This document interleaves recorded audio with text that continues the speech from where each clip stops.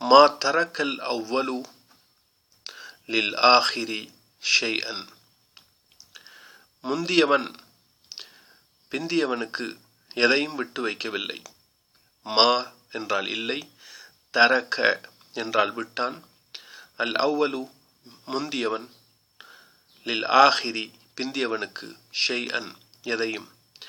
மா தரக்கல் அவ்வலு லில் ஆஹிரி ஷைஅன். முந்தியவன் பிந்தியவனுக்கு எதையும் விட்டு வைக்கவில்லை.